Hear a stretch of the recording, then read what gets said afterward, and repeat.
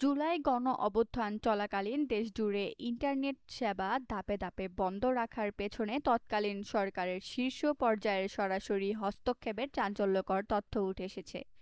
Internet চালু না করার জন্য তৎকালীন আইসিটি প্রতিমন্ত্রী জুনায়েদ আহমেদ পলককে নির্দেশনা দিয়েছিলেন সাবেক প্রধানমন্ত্রী শেখ হাসিনার উপদেষ্টা সালমান এফ রহমান। এমনই একটি ফোনালাপ আন্তর্জাতিক অপরাধ ট্রাইব্যুনালে উপস্থাপন করে প্রসিকিউশন।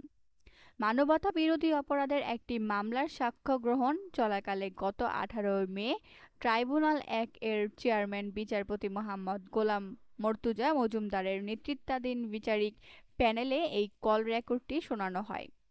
এই মামলায় ক্ষমতাচ্যুত প্রধানমন্ত্রী শেখ হাসিনার উপদেষ্টা সালমান এফ রহমান ও সাবেক আইনমন্ত্রী আনিসুল হক আসামি। ১ মিনিট ৯ সেকেন্ডের আলাপনে ইন্টারনেট সেবা বন্ধ আর ছাত্র জনতার আন্দোলন নিয়ে সালমান ও পলককে কথা বলতে শোনা যায়।